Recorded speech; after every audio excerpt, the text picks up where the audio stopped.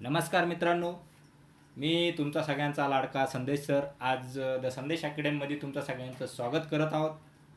आज पुन्हा आपण 27 ऑक्टोबर 2025 या दिवसापासून पुन्हा पोलीस भरती सराव पेपर क्रमांक म्हणजे पोलीस भरती सराव पेपर आपण अभ्यास करत आहोत. आजचा सराव पेपर आहे आपला 82 नंबरचा. सगळ्यांची दिवाळी साजरी झालीच असेल, सगळे पुन्हा आपल्या आपल्या जागी आले असेल आणि सगळे आपल्या अभ्यासाला लागले असेल.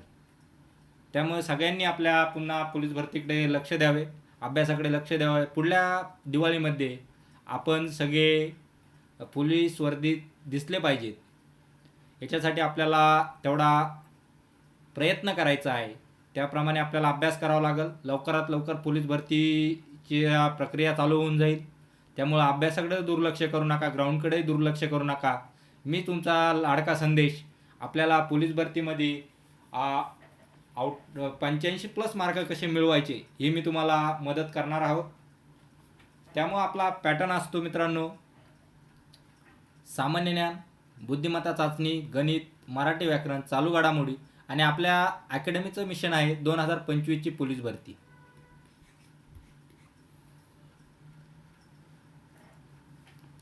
तर चला पहिला प्रश्न बघूया मित्रांनो.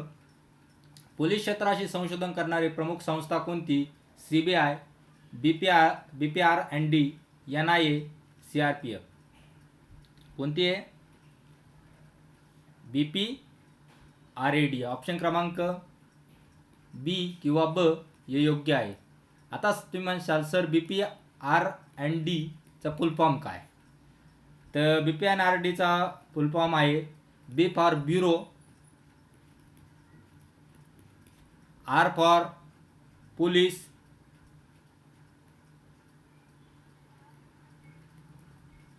R for police,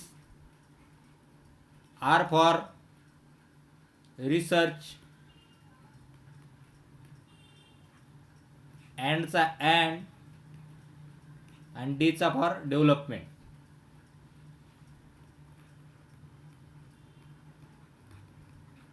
लक्षात राहील सगळ्यांच्या. चला पुढचा प्रश्न. Bureau of police research and डेव्हलपमेंटची स्थापना कधी झाली? म्हणजे BPR&D ची स्थापना कधी झाली? 1965, 1970, 1975, 1980.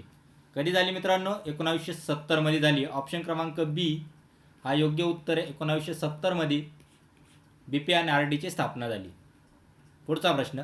BPR&D चे मुख्यालय कुठे आहे? मुंबई, हैदराबाद, नवी दिल्ली, नागपूर. कुठे? नवी दिल्लीला. ऑप्शन क्रमांक सी नवी दिल्ली.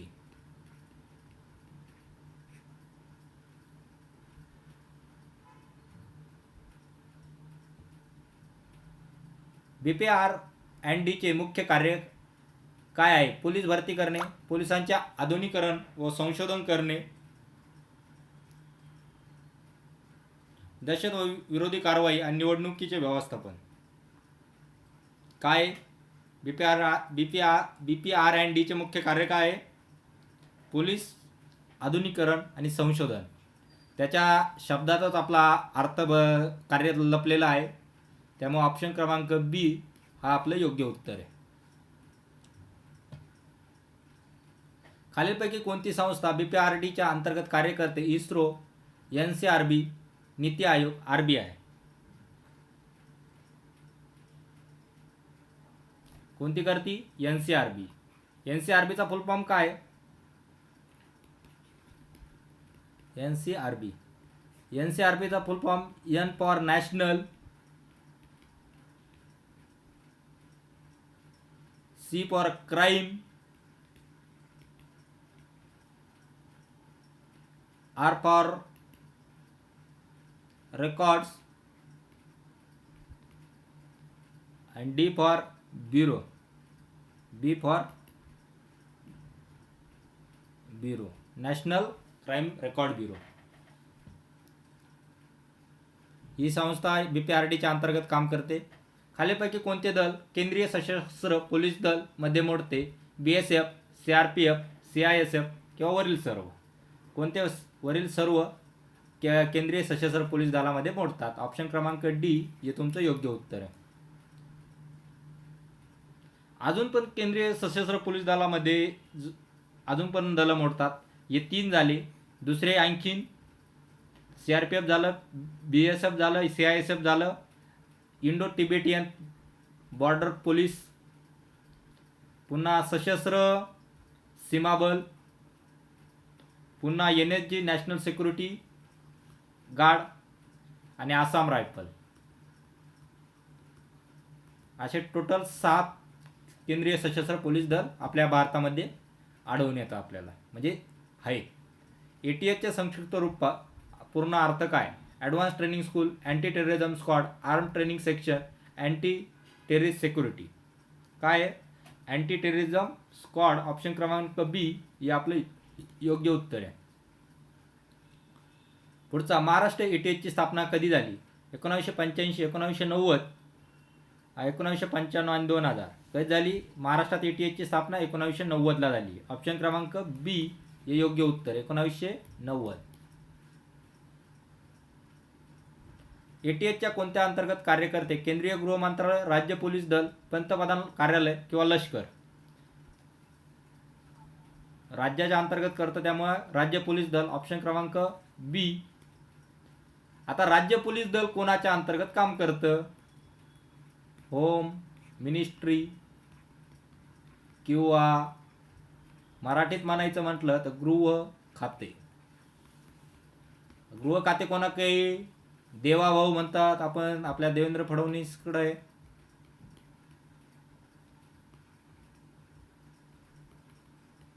निशांकडे.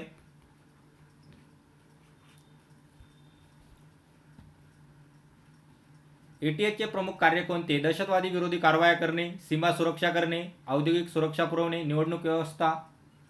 काय? ATHचा त्याच्या अर्थातच अँटी टेररिझम स्क्वॉड म्हणजे दहशतवादी विरोधी कारवाया रोखणे हे त्यांचं काम आहे. ऑप्शन क्रमांक A हे तुमचं योग्य उत्तर आहे.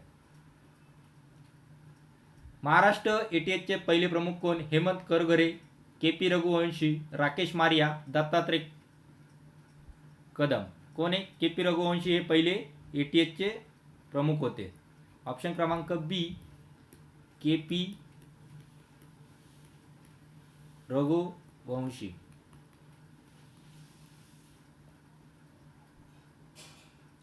भारताचे सध्याचे भूदल प्रमुख, चीफ ऑफ आर्मी स्टाफ कोण आहेत? मनोज पांडे, उपेंद्र त्रिवेदी, अनिल चौहान, राकेश बडोनी. त्रिवेदी. काय? उपेंद्र त्रिवेदी. ऑप्शन क्रमांक B हे योग्य उत्तर आहे, उपेंद्र त्रिवेदी.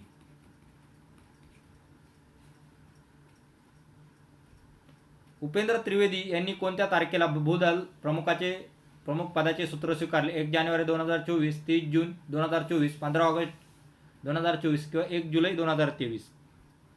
कधी स्वीकारले? 30 जून 2024ला स्वीकारले. ऑप्शन क्रमांक B हे योग्य उत्तर आहे.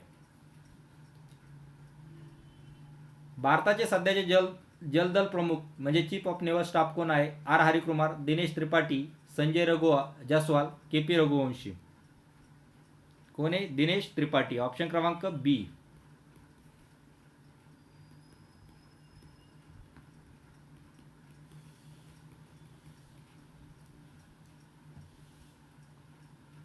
भारताचे सध्याचे वायुदल प्रमुख म्हणजे चीफ आर्मी स्टाफ कोण आहेत? विवेक राम चौधरी, AP सिंह, संजीव कपूर, राकेश कुमार.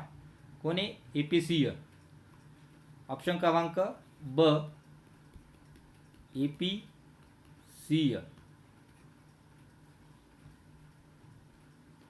परिक्षेत्र म्हणजे रेंज पातळी पोलीस प्रमुख कोण असतात? पोलीस आयुक्त, पोलीस अधीक्षक म्हणजे SP, पोलीस महानिरीक्षक म्हणजे DIG आणि पोलीस महानिरीक्षक म्हणजे IGP. कोण असतं? रेंज पातळीवर मी तुम्हाला मागच्या एका पेपरमध्ये मी सगळं पोलिसांबद्दलचे क्वेश्चन कसे येतात ते तुम्हाला मी सांगितलं होतं. तर त्याच्यात रेंज पातळीवर कोण येतं? पोलीस महानिरीक्षक म्हणजे IGP. ऑप्शन क्रमांक D हे योग्य उत्तर आहे.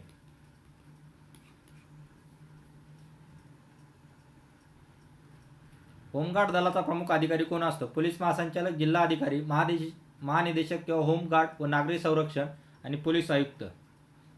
कोण असतो? महानिदेशक आणि होमगार्ड व नागरी संरक्षण. ऑप्शन क्रमांक सी हे तुमचं योग्य उत्तर आहे. होम दलाचे कार्य काय आहे? पोलिसांना पूरक मदत करणे, होमगार्डचे निवडणूक कायदा सुव्यवस्था राखणे, नैसर्गिक आपत्तीमध्ये मदत करणे किंवा वरील सर्व. होमगार्डांचे काम काय असतं? पोलिसांना पूरक मदत करणे हे पण आहे, निवडणुकीत कायदा सुव्यवस्था राखणे ते पण आहे, आणि नैसर्गिक आपत्तीमध्ये आपल्या जनतेसाठी मदत करणे. त्यामुळे ऑप्शन क्रमांक डी हे आपलं योग्य उत्तर आहे. होमगार्ड दल कोणत्या विभागाच्या अंतर्गत कार्य करते? संरक्षण मंत्रालय, राज्य पोलीस दल, गृह मंत्रालय, पंतप्रधान कार्यालय. होमगार्ड पण कशाच्या अंतर्गत काम करतं? गृह मंत्रालयाच्या. ऑप्शन क्रमांक सी हे योग्य उत्तर आहे. जिल्हा पातळीवर होमगार्डचे नियंत्रण कोण पाहतं? जिल्हाधिकारी, पोलीस अधीक्षक, पोलीस उपनिरीक्षक, सरपंच. कोण पाहतं? जिल्हाधिकारी. ऑप्शन क्रमांक ए हे योग्य उत्तर आहे. महाराष्ट्रात होमगार्डची स्थापना कधी करण्यात आली? 1945, 1946, 1952, 1962. कधी करण्यात आली? 1962. ऑप्शन क्रमांक डी.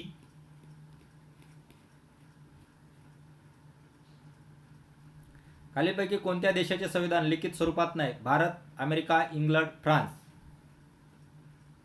कोणाचं नाही? इंग्लंडचं नाही. ऑप्शन क्रमांक सी योग्य उत्तर आहे. भारतीय संविधान किंवा संविधान सभेने कोणत्या दिवशी संविधान सभेने कोणत्या दिवशी स्वीकारले? 15 ऑगस्ट 1947, 26 नोव्हेंबर 1950, 26 नोव्हेंबर 1949, 9 डिसेंबर 1949. कधी स्वीकारलं? 26 नोव्हेंबर 1949. ऑप्शन क्रमांक सी हे योग्य उत्तर आहे. 15 ऑगस्ट 1947ला आपला देश स्वतंत्र झाला. काय झाला? स्वतंत्र झाला. 26 जानेवारी 1950ला आपण प्रजासत्ताक दिन म्हणून साजरा केला जातो किंवा संविधान अंगीकृत केलं, लागू झालं पूर्ण. आणि 26 नोव्हेंबरला 1949ला स्वीकारला आणि 9 डिसेंबर 1946ला संविधान सभेची पहिली बैठक बसली.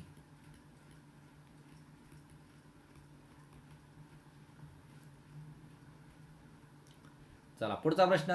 खालीलपैकी भारत आणि अमेरिका यांच्या संघराज्य व्यवस्थेत म्हणजे फेडरल सिस्टममध्ये कोणती संस्था आहे? दोनांमध्ये अलिखित संविधान आहे.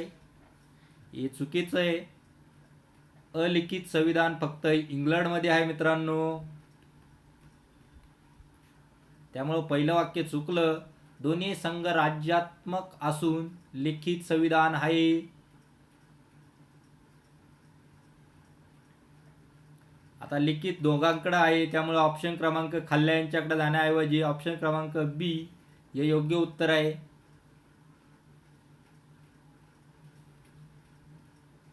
पुढचा प्रश्न. संघराज्यात्मक राज्याची व्याख्या कोणती? केंद्र शासनाचे पूर्ण वर्चस्व असलेले राज्य, शक्ती केंद्र व राज्यामध्ये विभागलेले राज्य, एकात्म राज्य, अलिखित संविधान असलेलं राज्य. काय संघराज्यात्मक राज्याची व्याख्या काय दिलेली आहे?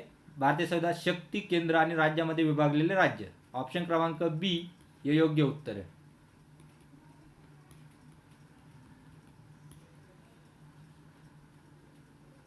अशा प्रकारे मित्रांनो आपला पोलीस भरती सराव पेपर क्रमांक 82 कंप्लीट झालेला आहे. तुम्हाला 25 पैकी किती मार्क मिळाले ते तुम्ही मला कमेंट बॉक्समध्ये कळवायचे. व्हिडिओ आवडला असेल तर नक्की लाईक करा, शेअर करा. तुम्ही नवीन असाल तर चॅनलला सबस्क्राईब करा. आणि दररोज डेली 7 वाजता आपल्याला द संदेश अकॅडमीवर या यूट्यूब चॅनलवर आपल्याला दररोज पोलीस भरतीचं लेक्चर बघायला मिळतं, म्हणजे पेपर ॲनालिसिस बघायला मिळतात. लवकरात लवकर मी तुमच्यासाठी नवीन काही अजून अभ्यासासाठी जे काही फायदेमंद होईल ते पण चालू करण्याचा प्रयत्न करेल. आज आपण इथेच थांबूया. जय हिंद, जय भारत.